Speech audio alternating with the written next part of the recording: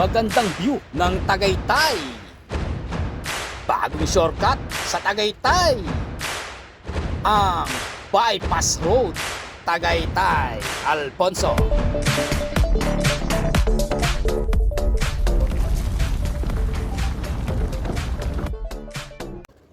Hello guys, good morning. Yan. At ngayon nga pala guys ay pupuntahan natin yung Bypass Road dito sa Tagaytay. Pero dito tayo manggagaling sa may Alfonso. Papunta dyan hanggang dyan sa may Amadeo Road. Yan. Kasi yon ay dire-diretso na matagal na naman tapos yung Amadeo Road to Olivares. Yan. Pero ito guys, pupunta natin ang lugar na ito. Pero manggagaling tayo dito sa may Welcome to Alfonso.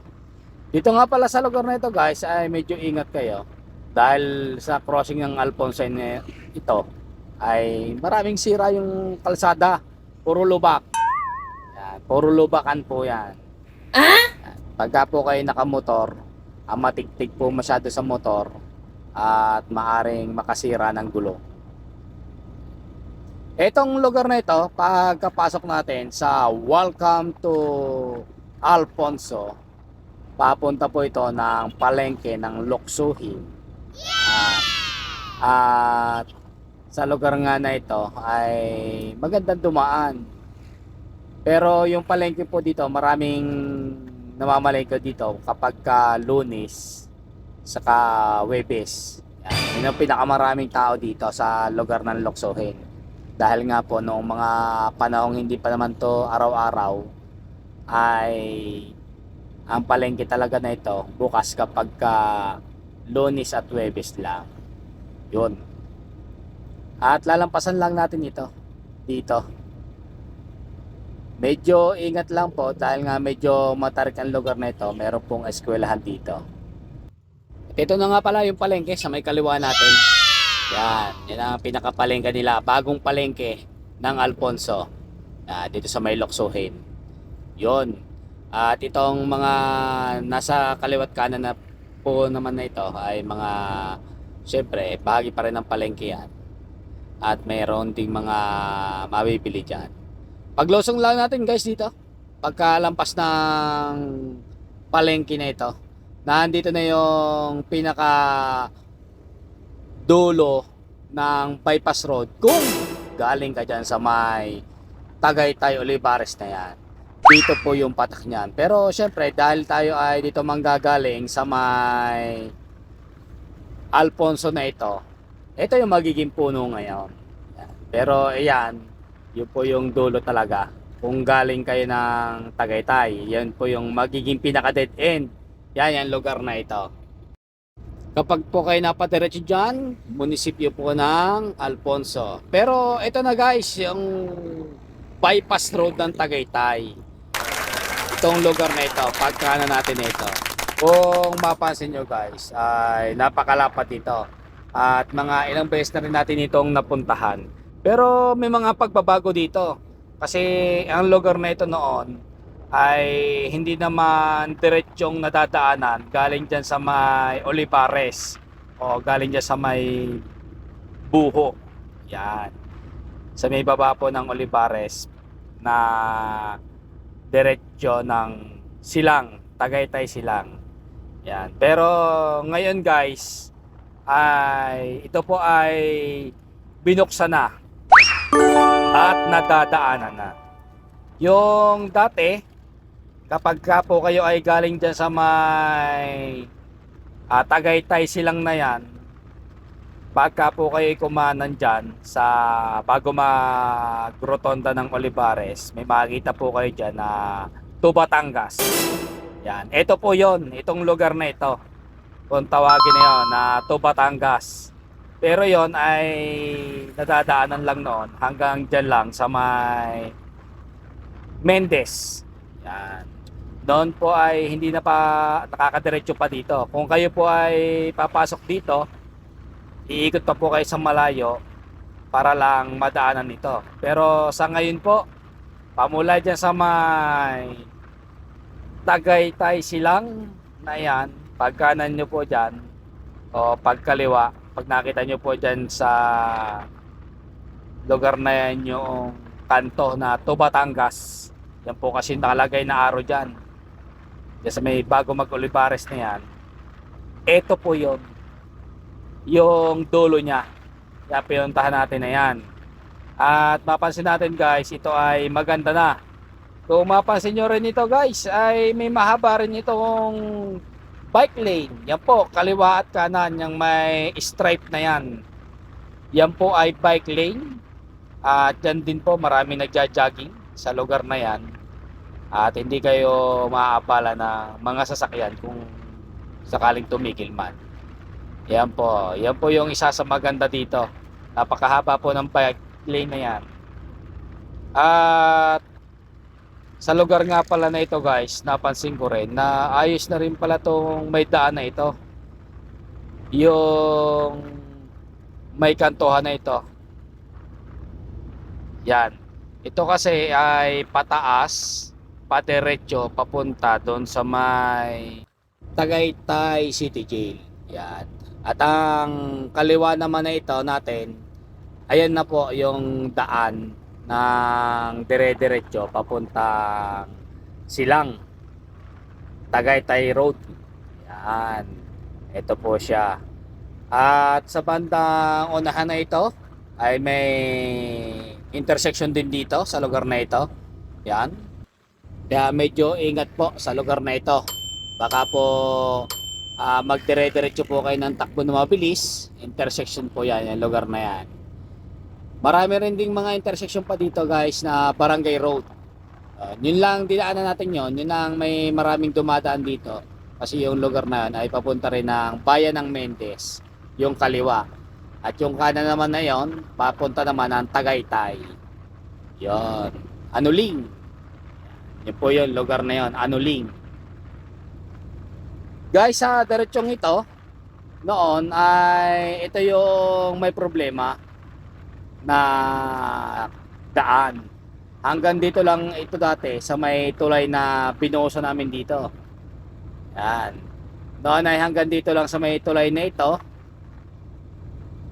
Pero ngayon guys, yan po ay diretsong diretso na. Yan, ito guys. Noon ay hanggang dito lang yung kalsada. At ito noon ay puro pinyahan, itong lugar na ito. Pero sa ngayon, ito na siya guys. Maganda na.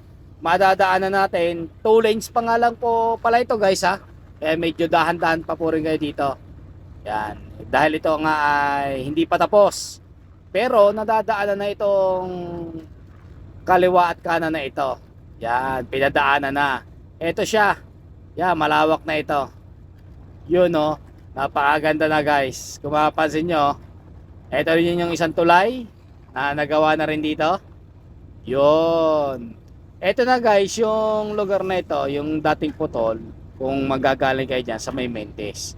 Yan. Dati medyo malalim pa yan eh.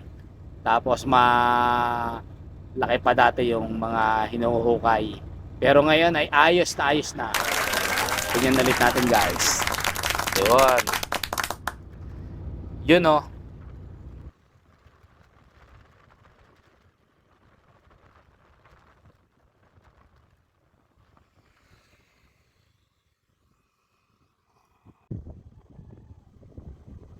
Ayan na siya. At ngayon nga ay maganda na dahil natapos na nila na gawing kalsada yan, yung lugar na yan. Napakaganda nga ng pagbubukas ng kalsada na ito guys, na diretso hanggang Alfonso, itong Tagaytay bypass road na ito.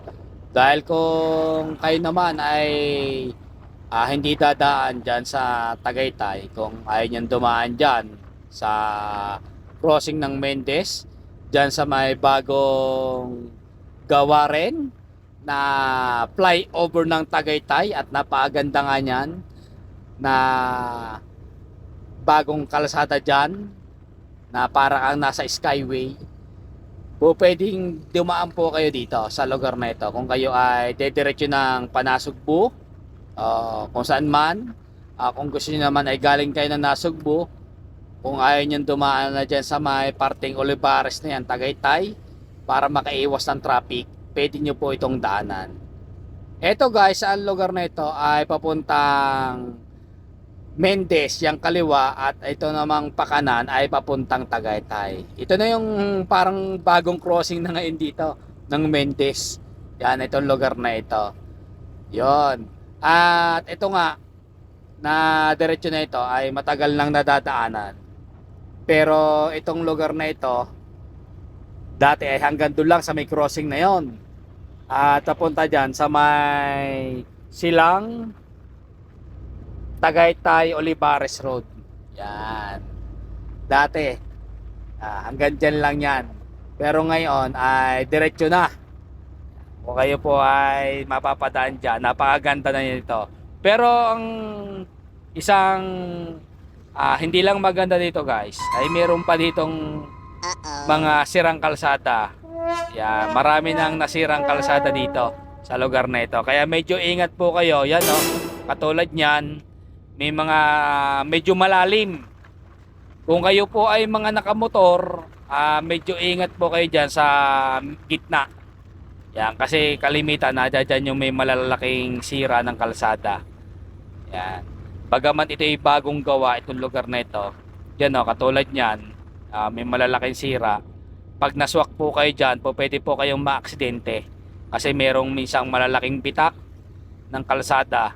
Pag nag-shoot po dyan ang gulong nyo, lalo nang kapag po kayo ay bumabiyahe ng gabi, ay po pwede po kayong maaksidente dyan. Kaya ingat lang po sa mga motorista natin na dadaan dito. Makita nyo naman, yan o, yung diadaanan natin, malalaki po yung sira ng mga yan.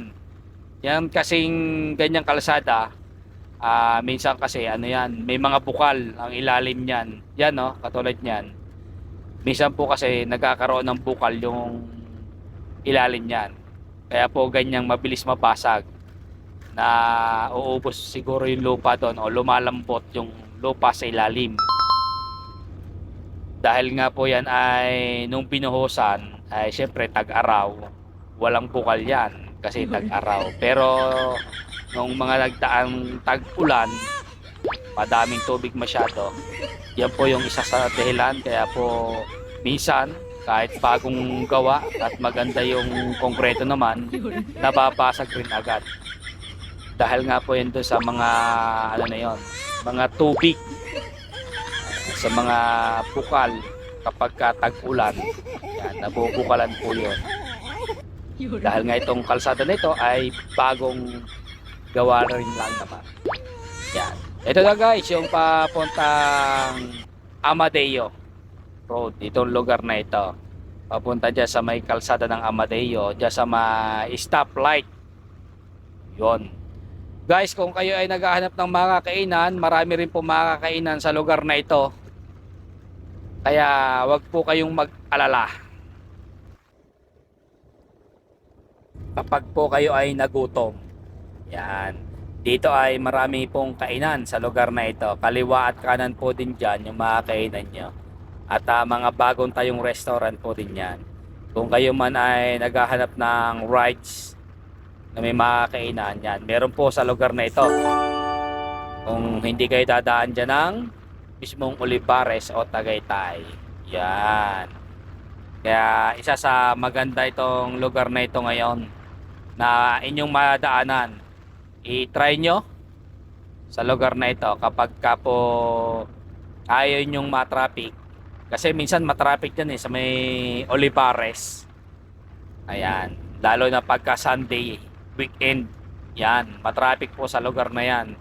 Kaya yung marami pagka padating ng Olivares, kumakanan na dyan sa Batangas Road.